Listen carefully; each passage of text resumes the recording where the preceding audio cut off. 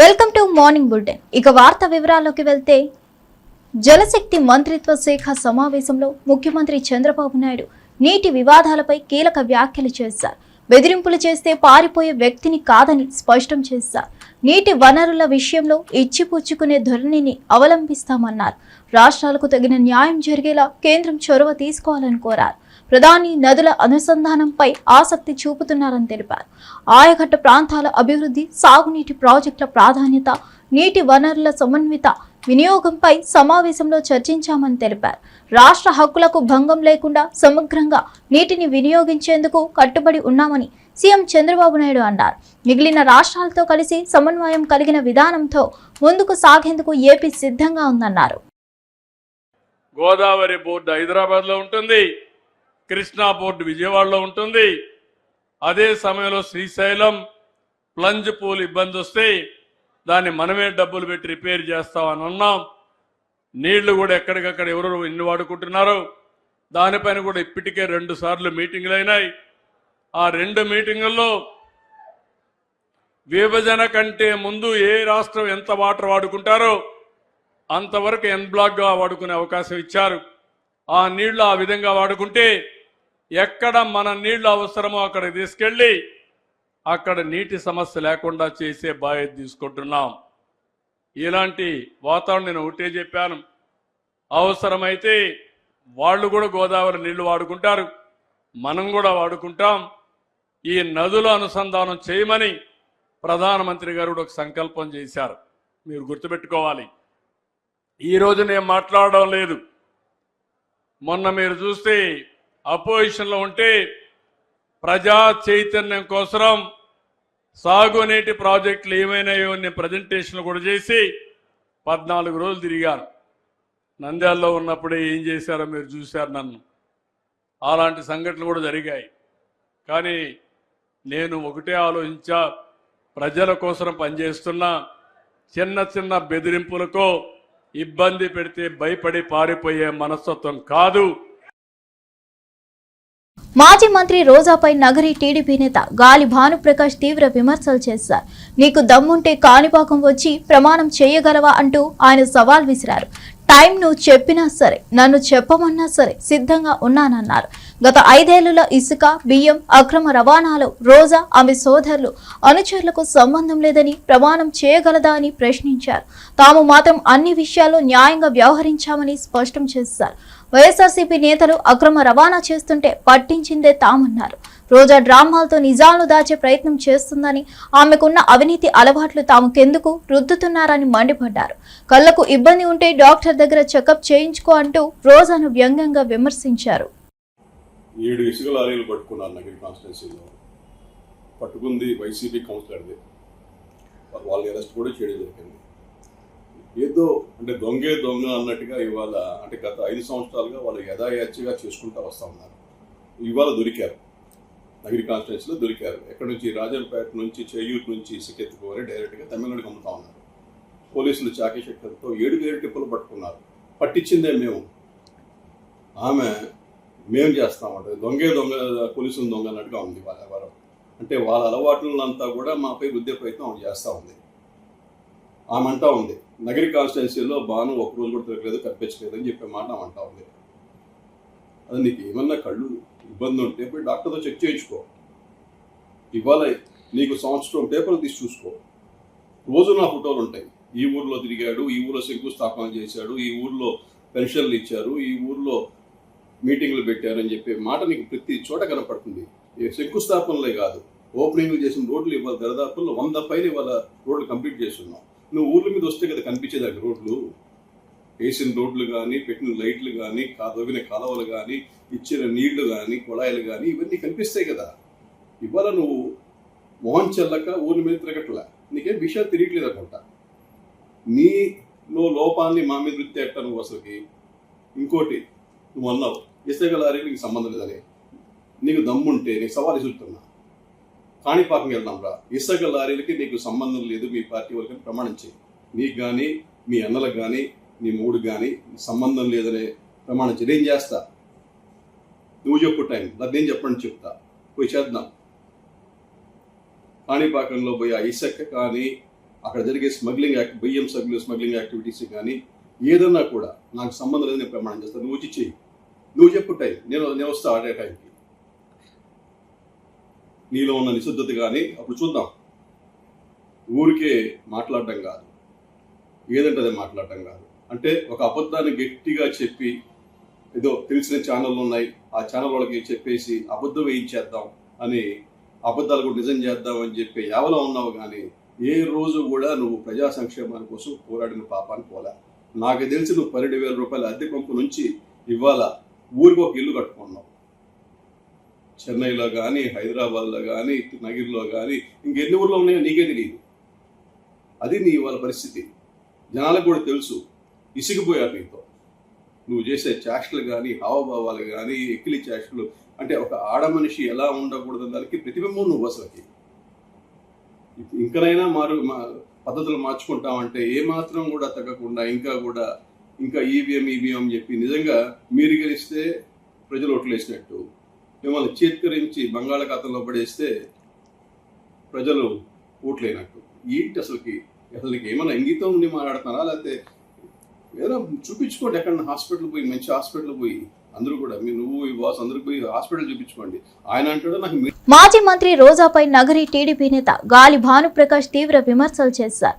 నీకు దమ్ముంటే కాణిపాకం వచ్చి ప్రమాణం చేయగలవా అంటూ ఆయన సవాల్ విసిరారు. టైం నువ్వు చెప్పినా సరే, నన్ను చెప్పమన్నా సరే సిద్ధంగా ఉన్నానన్నారు. గత 5 ఏళ్లలో ఇసుక, బియ్యం అక్రమ రవాణాలో రోజా, ఆమె సోదరులు, అనుచరులకు సంబంధం లేదని ప్రమాణం చేయగలదా అని ప్రశ్నించారు. తాము మాత్రం అన్ని విషయాల్లో న్యాయంగా వ్యవహరించామని స్పష్టం చేశారు. వైఎస్ఆర్సీపీ నేతలు అక్రమ రవాణా చేస్తుంటే పట్టించిందే తామన్నారు. రోజా డ్రామాలతో నిజాలను దాచే ప్రయత్నం చేస్తుందని, ఆమెకున్న అవినీతి అలవాట్లు తాముకెందుకు రుద్దుతున్నారని మండిపడ్డారు. కళ్లకు ఇబ్బంది ఉంటే డాక్టర్ దగ్గర చెకప్ చేయించుకో అంటూ రోజాను వ్యంగ్యంగా విమర్శించారు. కంప్లైంట్ ఇవ్వడానికి వచ్చాం, వాళ్ళ నుంచి ప్రొటెక్షన్ కోరుకోవడానికి వచ్చాము ఇక్కడికి. వాళ్ళ వల్ల మాకు ప్రాణహాని ఉంది, అందుకనే కంప్లైంట్ ఇవ్వడానికి ఇక్కడికి వచ్చాము. మా అన్నయ్యకి న్యాయం జరగాలి. దీని ద్వారా పవన్ కళ్యాణ్ గారు చిన్న చిన్న వాటికి స్పందిస్తాడు. దీనికి మాకు తొందరగా న్యాయం జరిగేలా చూడాలని ఆయన దగ్గర నుంచి మేము కోరుకుంటున్నాము. వీలుంటే ఆయనతో కలిసి మాట్లాడే అవకాశం మాకు ఇప్పించండి. మెయిన్ మీకైతే సోషల్ మీడియా వాళ్ళకి ఒకటైతే గట్టిగా చెప్పగలుగుతున్నాను, ఇక్కడ మేము ఏది మాట్లాడామో అదే అక్కడ టెలికాస్ట్ చేయండి. మేము మాట్లాడింది ఒకటి, మీరు కట్ చేసి ఒకటి వేయడానికి మీకు అసలు ఏ రూల్స్ లేవు. మేము ఏది మాట్లాడతామో అది అక్కడే ఇవ్వండి. మీకు ఇష్టం వచ్చినట్లు కట్ చేసుకొని మీరు వేసుకుంటే మాకు అన్యాయం కాక ఇంకేం జరుగుతుంది? మీరు చేసే దాన్ని బట్టి మాకైతే న్యాయం కావాలి. దీని ద్వారా అక్రమ సంబంధాలు అది ఇది అన్నారు, మీకు తెలుసా? ప్రూఫ్స్ ఉన్నాయా మీకేమన్నా? మీరు ఎట్లా వేస్తారు మరి? ప్రూఫ్స్ ఉంటే పెట్టి చూపించండి. ఏదో రెస్టారెంట్ లో ఇద్దరు కూర్చొని ఫోటో దిగారని చెప్పి దాన్ని పెట్టుకొని మీరు అక్రమ సంబంధాలు అవి ఇవి ఉన్నాయని చెప్పి అంటే ఎట్లా తెలుసు మీకు అక్రమ సంబంధాలు ఉన్నాయని? మీరు ఏమన్నా చూసారా? చెప్పండి. అయితే ఇలాంటి తప్పు చేసేవాడు కాదు, దీన్ని అయితే బల్ల గుద్ది చెప్పగలుగుతాను నేను. మా అన్న అయితే అలాంటి వాడు కాదు, తప్పు చేసేవాడైతే మా అన్నయ్య కాదు. దీని ద్వారా మాకు న్యాయం కావాలి, మేము ఎంత వరకైనా వెళ్తాము, చెప్పగలుగుతాను. ఈ హత్య జరగడానికి కారణాలు ఇంకేమన్నా ఉన్నాయా? కారణాలు విచారణ వస్తున్నాయి, పోలీసు వాళ్ళు కస్టడీలో ఉన్నారు, త్వరలో తెలుస్తాయి. వాళ్ళే అన్ని ప్రూఫ్స్ బయట పెడతారు. దేవుడు భగవంతుడు అనేవాడు ఒకడు ఉన్నాడు, చూపిస్తాడు ఆయన. తొందరలో ఉంది. మాకైతే అంటున్నారు వాళ్ళ ద్వారా వాళ్ళు ఉన్నారు దీంట్లో అని, మాకైతే అనిపించట్లేదు. ఇది పోలీస్ వాళ్ళ కస్టడీలో ఉంది, నిజాలు బయట వస్తాయి, అప్పుడు మాట్లాడతాం మేము.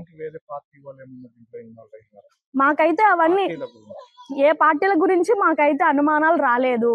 మాకు ఇట్లా జరిగిందని మాత్రమే వచ్చింది. మీకు రాజకీయాల పరంగా ఏదన్నా ఇబ్బంది ఉంటే మీరు చూసుకోవాలి. మధ్యలో ఒక వ్యక్తిని పట్టుకొని బలి చేసేసి మీకు అసలు ఎవరు ఇచ్చారు ఆ హక్కు? ఏదన్నా తప్పు ఉంటే ఫ్యామిలీ మెంబర్స్ గా మేము ఉన్నాము, పోలీస్ వాళ్ళు ఉన్నారు, వాళ్ళు కంప్లైంట్ ఇవ్వండి, వాళ్ళు చూసుకుంటారు. డైరెక్ట్ గా హత్య చేసేస్తే మీరు అసలు ఆ రైట్స్ ఎవరు ఇచ్చారు మీకు? చెన్నైలో మృతదేహం తీసుకునేటప్పుడు నగరం మీనత చంద్రబాబు వాళ్ళ ఫాదర్ వచ్చి మీకు డబ్బు ఇచ్చేదానికి ప్రయత్నం చేశారు. ముందు తెలంగాణకు గోదావరి, కృష్ణా నదులపై పూర్తి హక్కులు ఉన్నాయని బీఆర్ఎస్ నేత కేటీఆర్ హుల్లూరు చేశారు. గోదావరి నీళ్లు రేవంత్ రెడ్డి అబ్బసొత్తు కాదు, తాత జాగీరు కాదు అంటూ తీవ్ర వ్యాఖ్యలు చేశారు. ఆంధ్రప్రదేశ్ ప్రజలతో తమకు వ్యతిరేకత ఏమీ లేదని స్పష్టం చేశారు. తమ వాటా నీటిని తీసుకున్న తర్వాత మిగిలిన వాటిని ఇతరులు వినియోగించాలన్నారు. తమ హక్కులను కోపాడుకునే విషయంలో మాత్రం రాజీ ఉండదన్నారు. తాము కాళేశ్వరం ప్రాజెక్టు నిర్మిస్తుంటే అడ్డుకునేందుకు అప్పట్లో చంద్రబాబు నాయుడు లేఖలు రాశారని గుర్తు చేశారు. ఇది నదుల అనుసంధాన ప్రయోజనాల్ని అర్థం చేసుకోలేకపోవడమేనన్నారు. రాష్ట్ర హక్కుల విషయంలో తెలంగాణ వెనుకడుగు వేయదని, తామే ముందుండి పోరాడతామని కేటీఆర్ స్పష్టం చేశారు. మాకు గొడవ ఆంధ్ర ప్రజలతో ఎంత మాత్రం లేదు. ఆంధ్రాలో ఉండేది కూడా రైతులే, ఆంధ్రాలో ఉండేది కూడా ప్రజలే. వాళ్ళ మంచి కోరుకునే వాళ్ళని తప్ప వాళ్ళ చెడు కోరుకోం. కానీ మేమేమంటున్నాం, తెలంగాణలో ప్రవహించే సింహభాగం ప్రవహించే గోదావరిలో కానీ కృష్ణలో కానీ మా హక్కు తేల్చండి అని కేంద్రాన్ని అడుగుతున్నాం. తప్పేముంది? మా హక్కు మా వాటా తేలకుండా నికర జలాల్లో మిగులు జలాల్లో ఇష్టం వచ్చినట్టు గుంజుకపోతామంటే కుదరదు అని చెప్తున్నాం. మరి మీరు చెప్పే స్ఫూర్తి కరెక్ట్ అయితే మరి కాళేశ్వరం కట్టినప్పుడు అడ్డుకున్నది ఎవరు? చంద్రబాబు నాయుడు కాదా? ఉత్తరాలు రాసింది ఎవరు? ఇదే ఆదిత్యనాథ్ దాస్ కాదా? ఉత్తరాలు రాసి కేంద్ర ప్రభుత్వంలో మీ పలుకుబడిని ఉపయోగించి మా ప్రాజెక్టులను అడ్డుకునే ప్రయత్నం చేయలేదా? మేము అడ్డుకుంటలేం. మేమేమంటున్నాం ఇవాళ? స్పష్టంగా మా వాటా తేల్చండి. రేవంత్ రెడ్డి అబ్బసొత్తు తాత జాగీర్ కాదు గోదావరి నీళ్లు. రేవంత్ రెడ్డి ఇష్టం వచ్చినట్టు సంతర్పణ చేస్తానంటే తెలంగాణ ప్రజలు ఊకోరు. నెల రోజుల్లో కమిటీ వేస్తా. ఎవరిని అడిగేస్తున్నావు కమిటీ? ఎవరిని అడిగి వేసినావు కమిటీ? నువ్వు చంద్రబాబు చెప్పగానే కమిటీ వేస్తావు. కమిటీ 30 రోజుల్లో రిపోర్ట్ ఇస్తుంది. కమిటీ ఇచ్చే రిపోర్ట్ ఫైనల్ అంటావా? ఎవరికి ఫైనల్? నీకు ఫైనల్ కావచ్చు. తెలంగాణ ప్రజలకు, తెలంగాణ రైతులకు ఎట్లా ఫైనల్ అవుతుంది? నీకు అదగానం ఉంటే నీ ఇంటి నీ ఇల్లు అమ్మి చంద్రబాబుకు విగ్రహం కట్టు, మేము వద్దంటలేం. కానీ నువ్వు చేస్తున్నదేంది? తెలంగాణ ప్రయోజనాలు శాశ్వతంగా మరి నేను చంద్రబాబుకు ధారాదత్తం చేస్తానంటే మేము ఆంధ్ర ప్రజలకు వ్యతిరేకం కాదు, ఆంధ్ర రైతాంగానికి వ్యతిరేకం కాదు. కానీ తెలంగాణ రైతుల ప్రయోజనాలు నెరవేరే విధంగా ముందు కేంద్ర ప్రభుత్వం మీద ఒత్తిడి తెండి. నిన్న జరిగిన మీటింగ్ ఎపెక్స్ కౌన్సిల్ మీటింగ్ కూడా కాదు. మరి ఎపెక్స్ కౌన్సిల్ మీటింగ్ కాదు, ఇన్ఫార్మల్ మీటింగ్ అని ముఖ్యమంత్రి చెప్తున్నాడు. మరి ఇన్ఫార్మల్ మీటింగ్ లో తీసుకునే నిర్ణయం, అందులో వేసే కమిటీ, దానికి ఉండే చట్టబద్ధత, దానికి ఉండే ఆమోదయోగ్యత ఏ పార్టీదని నాకు అర్థం కాదు. ఈ రకంగా అడ్డగోలుగా మాట్లాడి తెలంగాణ రైతాంగాన్ని కించపరుస్తా అంటే మేము ఊరుకుంటామా? సార్ ఇంకొకటి, నగరి రాజకీయాల్లో మాటల యుద్ధం తీవ్ర స్థాయికి చేరింది. మాజీ మంత్రి ఎమ్మెల్యే రోజా తనపై వ్యాఖ్యలు చేసిన టీడీపీ నేత గాలి భానుప్రకాష్ పై బండ బూతులతో విరుచుకుపడ్డారు. నువ్వెంత నీచ్ కమీన్ గాడివో, తల్లి చెల్లిని కూడా చీకొట్టారు అంటావంటే నీ స్థాయి ఏమిటో అర్థమవుతుంది అంటూ తీవ్రంగా స్పందించారు. సోషల్ మీడియాలో పోస్టుల ద్వారా గాలి భాను మాట్లాడుతున్న తీరును రోజా ఖండించారు. వ్యక్తిగత విమర్శలు చేసి దుర్భాషలాడడం దారుణమని ఆమె మండిపడ్డారు. మహిళలపై ఇలాంటి అభ్యంతరకర వ్యాఖ్యలు చేయడాన్ని తాను ఉపేక్షించబోనని స్పష్టం చేశారు. రాజకీయ విమర్శలు చేయాలని భావిస్తే హద్దులు ఉండాలని, తప్పితే తగిన రీతిలో బదులు వస్తుందన్నారు. ఇన్ని రోజులు నువ్వు కౌన్సిలర్కి ఎక్కువ, ఎమ్మెల్యేకి తక్కువ అని వదిలేశాను. కానీ రోజు రోజుకి నీకు బాగా ఎక్కువైపోయి నువ్వు మాట్లాడే విధానానికి ఫుల్ స్టాప్ పెట్టాలని ఈ రోజు మేము ఒక డెసిషన్ తీసుకుంటున్నాం. ఎందుకంటే నిన్ను కన్న తల్లే నిన్ను చీత్కరించుకుంది. నీ తోడబుట్టిన వాళ్ళ, నీ తమ్ముడు కానీ నీ సిస్టర్ కానీ నిన్ను చీత్కరించారంటే నువ్వు ఎంత పెద్ద నీచ్ కమీనో అందరికీ తెలుసు. నువ్వు నా గురించి మాట్లాడేంత అర్హత నీకు ఉందని అడుగుతున్నా. ఈరోజు నువ్వు ఎమ్మెల్యే అయిన తర్వాత గంజాకి అడ్డాగా మారిపోయింది పుత్తూరు నగరి. నువ్వు ఎమ్మెల్యే అయిన తర్వాత ఈరోజు డ్రగ్స్ కి అడ్డాగా మారిపోయింది. నువ్వు ఎమ్మెల్యే అయిన తర్వాత ఈరోజు అక్రమ మైనింగ్ జరుగుతుంది, అక్రమ ఇసుక, ఇవన్నీ చేస్తూ నువ్వు మా మీద నిందలేస్తున్నావు. రాబోయేది జగన్మోహన్ రెడ్డి గారి ప్రభుత్వం. 5 ఏళ్ల తర్వాత ఈ 5 ఏళ్లలో నువ్వు చేసిన అవినీతిని కూర్చోబెట్టి కక్కిస్తానని కూడా ఈ సందర్భంగా తెలియజేసుకుంటున్నా. మా లీడర్లు బెదిరించో భయపెట్టేస్తో ఎవ్వరు భయపడిపోయేవాళ్ళు లేరు. మీ తాటాకు చెప్పులకి ఎవ్వడు భయపడేవాడు లేడు. జగన్మోహన్ రెడ్డి గారు చెప్పారు కదా, మేం ప్రజల కోసం ఫైట్ చేసేవాళ్ళం, అధికారంలో ఉంటే ప్రజలకు మంచి చేసిన వాళ్ళం. ఈరోజు గర్వంగా ప్రజల్లోకి మేము వెళ్ళగలం. కానీ మీరు వెళ్లే పరిస్థితి లేదు. చాటలతో పరకలతో కొడతారు.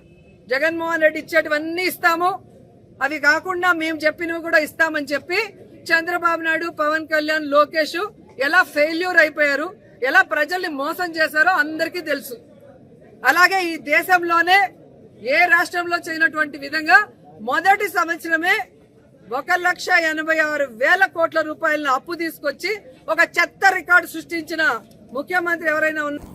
8వ తరగతి చదువుతున్న ఒక చిన్నారి స్కూల్కు సైకిల్ లేదని వెళ్లానని చెప్పినప్పుడు కేంద్ర మంత్రి బండి సంజయ్ స్పందించారు. మనం దోస్తులం రబాయ్ అంటూ ఆ బాలుడితో మమేకమై సమస్యను తెలుసుకుని సైకిల్ కొనిపించారు. అప్పటి నుంచి నెల కిందట ఆ బాలుడు తిరిగి బండి సంజయ్కు ఫోన్ చేసి, సార్ 10 నెలలుగా ప్రతిరోజు స్కూల్కి వెళ్తున్నా, రోజున సైకిల్ తుడుస్తున్నా అంటూ ఆనందంగా చెప్పినట్లు వెల్లడించారు. ఈ సంఘటన తనను భావోద్వేగానికి గురిచేసిందని బండి సంజయ్ తెలిపారు. చిన్నారులకు విద్యా సౌకర్యం అందించడంలో ప్రతి ఒక్కరూ భాగస్వాములు కావాలన్నారు. చిన్న కారణాలతో పిల్లలు చదువు మానుకోవడం లాంటి ఘటనలు జరగకుండా చేయాలన్నదే తమ లక్ష్యమని పేర్కొన్నారు. విద్యను అందించడమే నిజమైన సేవ అని తెలిపారు. చనిపోయిన వాళ్ళ అమ్మ ఆ చిన్న బాబు 8th క్లాస్ బాయ్ కూర్చున్నాడు. నీ పేరు ఏం పేరు అంటే పేరు చెప్పిండు. నువ్వు స్కూల్కు పోతలేవా అంటే పోన్ పోన్ పోన్ పోన్ అంటున్నాడు. అని ఈ పోన్ పోన్ పోన్ అన్నందుకే ఆ పిచ్చోడని ముద్రేసిన బాబు మీద. సరే అని చెప్పి వాళ్ళ అమ్మమ్మని అడిగిన ఏమైందమ్మంటే వాడు పిచ్చోడు సార్ అంటుంది వాళ్ళ అమ్మమ్మ కూడా. వాళ్ళ అమ్మని అడితే వాళ్ళ అమ్మ కూడా వాడు పిచ్చిలేసింది సార్ అంటే వాళ్ళ అమ్మ అంటున్నది. కానీ అబ్బాయిని చూస్తే అట్లా లేడు, అబ్బాయి చాలా యాక్టివ్ ఉన్నాడు. వాళ్ళిద్దరిని వాళ్ళ అమ్మను బయటికి పంపించిన. నేను వంతను కూర్చున్నా, అరే నువ్వు నేను దోస్తున్నా అబ్బాయి, దోస్తు చేస్తావా అంటే చేస్తా అన్నాడు. అన్ని వేరే విషయాలు మాట్లాడి నువ్వు స్కూల్కు పోవాలంటే నేను ఏం చేయాలి అన్న. పోను సార్ అన్నాడు. మీ ఫ్రెండ్స్ పేరు చెప్పా అంటే 6 ఫ్రెండ్స్ పేరు చెప్పారు. వాళ్ళకి ఏముంది అన్న. సార్ వాళ్ళకు అందరికీ సైకిల్ ఉన్నాయి, నేను సైకిల్ ముడితే నన్ను కొడుతున్నారు.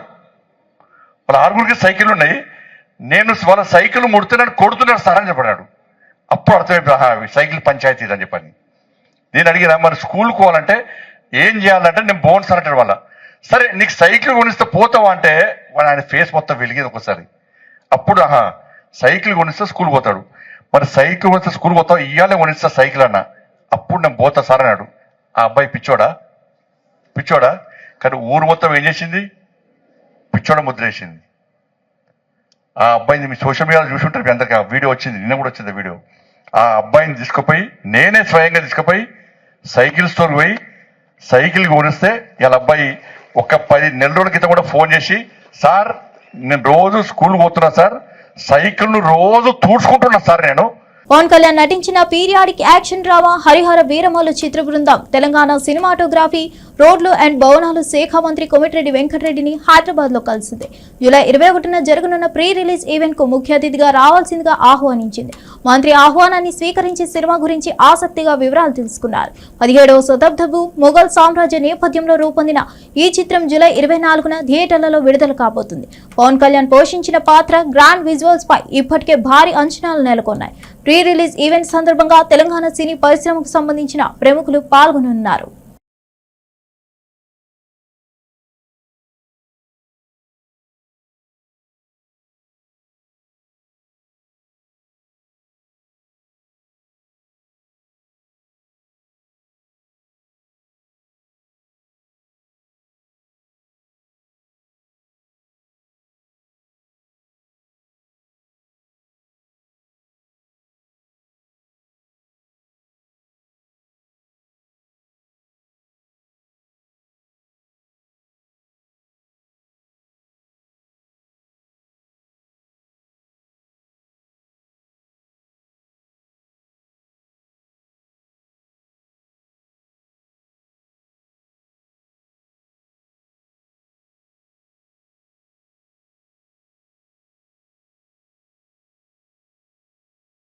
రాయలసీమ గడ్డ మీద నుంచి మాజీ సీఎం జగన్ ను ప్రశ్నిస్తున్నానంటూ మంత్రి పయ్యావుల కేశవ్ తీవ్ర వ్యాఖ్యలు చేశారు. సీమకు నువ్వేం చేశావు జగన్ అంటూ ఆయన నిలదీశారు. హంది నీవా కాలువ గట్టు మీదే చర్చకు సిద్ధమా అంటూ సవాల్ విసిరారు. రాయలసీమ అభివృద్ధిపై వైఎస్ఆర్సీపీ పాలన పూర్తిగా విఫలమైందని మండిపడ్డారు. నీటి ప్రాజెక్టులు, ఉపాధి అవకాశాలు, పరిశ్రమలు ఏ ఒక్క దానిలోనూ పురోగతి లేదని విమర్శించారు. గత ప్రభుత్వ హయాంలో హిందీ, నీవా కాలువలు సరైన అభివృద్ధి జరగలేదని, ఇప్పుడు టీడీపీ ప్రభుత్వం నిజమైన మార్గదర్శకంగా పనిచేస్తుందని తెలిపారు. సీమపై ప్రేమ ఉంటే ప్రజల మధ్యకు వచ్చి ప్రత్యక్షంగా చర్చించాలన్న పయ్యావుల కేశవ్ ఇక మౌనంగా ఉండే ప్రసక్తే లేదన్నారు. 2019లో ఉరవకొండకు వచ్చి జగన్మోహన్ రెడ్డి గారు ఏం చెప్పారు? ఎన్నికల ముందు 3 నెలల్లో హంద్రీనీవా పనులు పూర్తి చేస్తా అన్నాడు. 5 సంవత్సరాలలో గంప మన్ను తీయలేనటువంటి వ్యక్తి చంద్రబాబు నాయుడు గారు వచ్చిన తర్వాత ఆర్థిక కష్టాలు ఉన్నాయి సార్, ఈ సంవత్సరం వద్దు నెక్స్ట్ ఇయర్ చేద్దామని అధికారులు అందరూ కూడా చెప్పినా ప్రసక్తే లేదు. రాయలసీమ జీవితాలు, ప్రజల నమ్మకాన్ని మనం వాళ్ళకొక కల్పించాం. కృష్ణా జలాల్ని తరలిస్తామని మీరు పనులు ప్రారంభించండి, డబ్బులు ఎట్లా దేవాలో నేను చూసుకుంటానని చెప్పినటువంటి మహానుభావుడు చంద్రబాబు నాయుడు. ప్రజల్ని కంపేర్ చేసుకోమంటున్నా, ఏ ఒక్కటైనా సరే రాయలసీమ గడ్డ మీద నుంచే నేను ఇవాళ జగన్మోహన్ రెడ్డిని అడుగుతున్నా, ఈ రాయలసీమకు నువ్వేం చేశావు? కడప ఫ్యాక్టరీ తెచ్చావా? హంద్రీనీవాని వెడల్పు చేసావా? మేం చెప్పగలుగుతున్నాం. కియా ఫ్యాక్టరీని తీసుకొచ్చాం, ఇవాళ హార్టికల్చర్ హబ్ గా చేస్తున్నాం. డ్రిప్ ఇస్తున్నాం, స్ప్రింక్లర్ ఇస్తున్నాం. రాయలసీమలో ప్రతి ప్రాజెక్టుని కూడా పెట్టుబడులు పెట్టి ఖర్చు పెట్టి ప్రారంభించే రకంగా ఇవాళ చంద్రబాబు నాయుడు గారి పాలన జరుగుతూ ఉంది. జగన్మోహన్ రెడ్డి గారిని ఇదే హంద్రీ నీవా వేదిక మీద నుంచి అడుగుతున్నా, మీరు గాని మీ రాయలసీమలో ఉన్న నాయకులు గాని హంద్రీ నీవా మీద కాలువ గట్టు మీద చర్చకు సిద్ధమా అని నేను అడుగుతా ఉన్నా. ఏం మొహం పెట్టుకుని మళ్ళీ మాట్లాడతారు? ఇక్కడితో అయిపోలేదని చంద్రబాబు నాయుడు గారు నిన్న 2 రోజులు ఢిల్లీ, ఇవాళ కర్నూలు, నంద్యాల, రేపు తిరుపతి. ఎందుకు ఈ తపన, ఈ ఆరాటం? ప్రజల జీవితాల్లో ఏదో మార్పు చేయాలి, ఏదో వాళ్ళని అభివృద్ధి వైపు తీసుకెళ్లాలి అని. పందికొక్కులు, అడవి పందులు తిన్నట్టు ప్రజల సొమ్ములు తిన్నారని వీఆర్ఎస్ పాలనపై ఘాటు విమర్శలు చేశారు టీడీపీ నేత సామ రామ్మోహన్ రెడ్డి. కాళేశ్వరం ప్రాజెక్టులో భాగమైన 3 అధికారులపై ఏసీబీ దాడుల్లో వేల కోట్ల అవినీతి వెలుగులోకి వచ్చిందని చెప్పారు. అదే కాళేశ్వరం స్పష్టీకర్తలైన నేతలపై దర్యాప్తు జరిగితే లక్షల కోట్ల అవినీతి బయటపడుతుందన్నారు. కమిషన్ల రూపంలో ముడుపుల కోసమే ఈ ప్రాజెక్టును రూపొందించారని ఆరోపించారు. ప్రజాధనాన్ని దోచుకున్న వారు ఇప్పుడు తమ ప్రభుత్వంపై బురద జల్లే ప్రయత్నం చేస్తున్నారని మండిపడ్డారు. అవినీతి చేసిన వారు దాని బాధ్యత నుంచి తప్పించుకోవాలని చూస్తే ఊరుకోమన్నారు. నిజాన్ని బహిర్గతం చేయడమే తమ ధ్యేయమని వ్యక్తం చేశారు. అవినీతి అంటేనే అవినీతి. కాళేశ్వరం అనేటటువంటి అతిపెద్ద కుంభకోణంలో ఒక 3 అధికారులను అరెస్ట్ చేస్తే, ఏసీబీ దాడులు చేస్తే 1000 కోట్లు రాలినాయి. 1000 కోట్లు. మీరు మనుషులా లేకపోతే ఇంకేమన్నా? అసలు ఎవడి సొమ్ము ఎవడు తిన్నాడు? పందికొక్కులు తిన్నట్టు. పందికొక్కులు కూడా అసహించుకుంటాం మేము. అడవి పందులు తిన్నట్టు తిన్నారు. నీటి మీద చేసినటువంటి దగాగాక రాష్ట్ర భవిష్యత్తుని ఆర్థికంగా అతలాకుతలం చేసుకుంటా అప్పనంగా అడ్డగోలుగా పీక తిన్నటువంటిది ఈరోజు ఆ ఏసీబీ రేట్లలో పడ్డటువంటి అధికారులను చూస్తే మనకు అర్థమవుతుంది. ఆ స్థాయిలో ఉంటున్నటువంటి అధికారుల కాడనే వేల కోట్ల రూపాయలు రాలితే ఇక నిర్ణయాలు తీసుకొని అన్ని తెలివితేటల్ని రంగరించి కట్టినటువంటి జోబులు ఎన్ని వెళ్ళాలి? 1,00,000 కోట్లు వెళ్ళాలన్నా 10,000 కోట్లు వెళ్ళాలన్నా? కేవలం నీటి మీదనే 10,000 కోట్లు కమిషన్ల రూపకంగానో అవినీతి చేసి సంపాదించినటువంటి సొమ్ము మీ ఇక్కడ బాగుంది కాబట్టి ఈరోజు సోషల్ మీడియా మాధ్యమాలలో ముఖ్యమంత్రి గారి మీద, ప్రజాపాలన మీద, లేకపోతే మా యొక్క మంత్రుల మీద, ఈ ప్రభుత్వం మీద బురద జల్లేటటువంటి ప్రయత్నాలు చేస్తూ ఉన్నారు. తాజాగా తన నటనలో భాగమైన చిత్రాన్ని ప్రస్తావిస్తూ నటి అనుపమ పరమేశ్వరన్ సంచలన వ్యాఖ్యలు చేస్తారు. ఒక అమ్మాయి పిక్చర్ ఒక పోస్టర్గా వచ్చిందంటే అందరూ వెనక్కి వెళ్తారు. అది తప్పని చెప్పలేను కానీ అది రియాలిటీ అంటూ స్పందించారు. మాది బిగ్ బడ్జెట్ సినిమా కాకపోయినా ఇందులో చెప్పాలనుకున్న మెసేజ్ చాలా పెద్దదని వివరించారు. మహిళా ప్రాధాన్యం ఉన్న చిత్రాలకు సరైన గుర్తింపు రాకపోవడంపై ఆమె అసంతృప్తి వ్యక్తం చేశారు. కథ విషయాల కంటే హీరోయిన్ లుక్స్ కి ఎక్కువ ప్రాధాన్యం ఇవ్వడం సరైన దిశ కాదన్నారు. తాను నటించిన తాజా చిత్రం ఒక సామాజిక అంశాన్ని మట్టి నుంచి తీసుకువచ్చిందని, అందుకే ప్రేక్షకులు దీన్ని గుర్తించాలంటూ కోరారు. అందరికీ నమస్కారం. ముందుగా సురేష్ గారికి, సత్యదేవ్ గారికి చాలా చాలా థ్యాంక్స్. మా పరదా సినిమా సపోర్ట్ చేయడానికి వచ్చారు, అది చాలా గొప్ప విషయం. ఐ థింక్ మనం పరదా గురించి లాస్ట్ జనవరిలో మాట్లాడాం కదా, లైక్ ఫర్ ది ఈవెంట్. దాని తర్వాత ఇప్పుడు ఆల్మోస్ట్ 6 months అయింది. చాలా టైం పట్టింది. ఏం చేయగలం, ఒక మంచి రిలీజ్ డేట్ దొరకాలి కదా. అది ప్రతిసారి మేమేదో ఓకే ఇది మంచి డేట్ అవుతుంది, ఇప్పుడు రిలీజ్ చేస్తే బాగుంటుంది అని అనుకుని మేము ప్రమోషన్కి అంతా రెడీ అయినప్పటికీ వేరే సినిమాలు వస్తాయి. పెద్ద సినిమాలు వస్తే మాకు థియేటర్ దొరకాలి కదా, దొరకట్లేదు. అదే డేట్ అసలు రావు అని మేము నెక్స్ట్ వీక్ ఓకే సరే నెక్స్ట్ వీక్ మనం రిలీజ్ చేద్దాం అనుకుంటే ఈ సినిమాలు పుష్ అవుతాయి, మళ్ళీ అది డిలే అవుతుంది అని చెప్పి ఇది ఒక లూప్లో జరుగుతుంది చాలా రోజుల నుంచి. నిజం చెప్పాలంటే ఒక అమ్మాయి పిక్చర్ ఒక పోస్టర్గా వచ్చిందంటే అందరూ వెనక్కి వెళ్ళిపోతారు. అది ప్రొడ్యూసర్స్ కావచ్చు, డిస్ట్రిబ్యూటర్స్ కావచ్చు, ఓటీటీ కావచ్చు, ఆడియన్స్ కూడా అవ్వచ్చు, అందరూ వెనక్కి వెళ్ళిపోతారు. అది ఎంత మంచి సినిమా అయినా సరే అది అంతే. అండ్ అది తప్పని నేను చెప్పట్లేదు, కానీ అది రియాలిటీ. అండ్ ఆ రియాలిటీ చెక్కి నాకు ఇంత అండర్స్టాండింగ్ రావడానికి వచ్చిన సినిమా నా లైఫ్లో పరదా. పాస్ట్ ఫ్యూ ఇయర్స్ నుంచి, ఎస్పెషలీ పాస్ట్ 1 year నుంచి, మా సినిమా యాక్చువల్లీ ఒక 1 year ముందే రెడీ అయిపోయింది మొత్తానికి. పాస్ట్ 1 year నుంచి విజయ్ గారు, ప్రవీణ్ గారు వీళ్ళందరూ పెడుతున్న కష్టాలు నేను దగ్గర నుంచి చూస్తున్నాను.